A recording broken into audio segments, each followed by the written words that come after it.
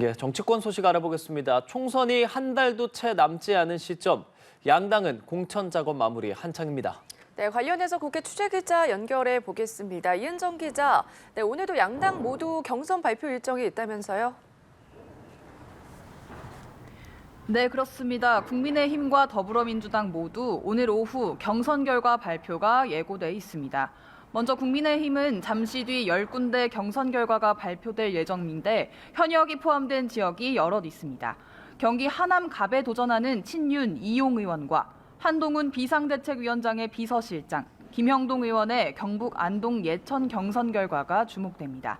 치열한 신경전을 주고받았던 서울 중성동을 하태경 의원과 이해훈 전 의원의 결선 결과도 오늘 나옵니다. 민주당도 오늘 저녁 경선 결과를 발표합니다. 비명계로 꼽히는 광주 서구갑 송갑석 의원과 충북 청주 흥덕 도종환 의원의 생환 여부가 관심입니다. 지금까지는 현역 의원 평가 하위에 속해 경선에서 감점을 받았던 비명계 의원들이 줄줄이 탈락한 상황입니다. 예, 지역구 공천 작업이 막바지에 다다르면서 각 정당들의 비례대표 후보 공천 심사도 속도를 내고 있죠. 네, 맞습니다. 지역구 후보 심사가 막바지에 이르면서 각 당의 비례대표 심사 상황도 속도를 내고 있습니다. 국민의힘 위성정당 국민의미래는 오늘부터 사흘간 비례대표 후보자 공천 면접을 진행합니다. 대상은 497명으로 주요 인사로는 인요한 전 혁신위원장, 한지아, 윤도현 비상대책위원 등 전현직 지도부와 영입인재인 사격 황제, 진종호 전 선수가 공천 신청한 상태입니다. 면접 심사에 임하는 유일준 공천관리위원장의 각오 직접 들어보시죠. 첫 번째 기준은 도덕성입니다. 아무리 뛰어난 능력이 있더라도 국민이 공감하는 도덕성 기준에 부합하지 않으면 과감히 배제하겠습니다.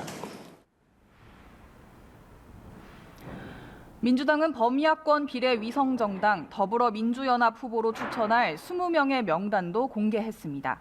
당선권인 1그룹 명단에는 백승아 더불어민주연합 공동대표, 위성락 전 러시아 대사 등이 이름을 올렸습니다.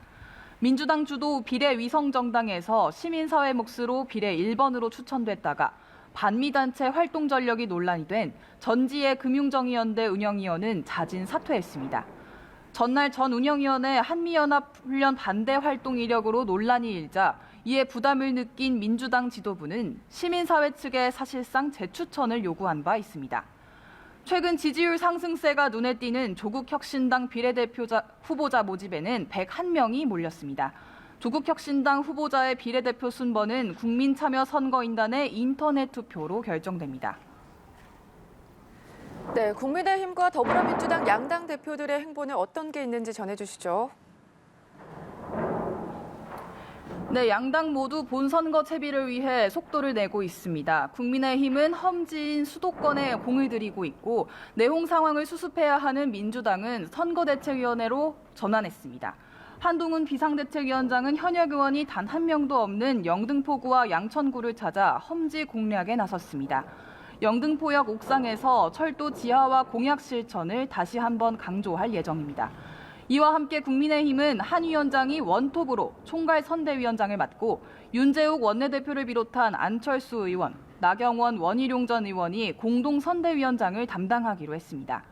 민주당은 이재명 대표와 이해찬 전 대표, 김부겸 전 국무총리가 상임 선대위원장을 맡는 3톱 체제로 선대위에 첫 발을 뗐습니다.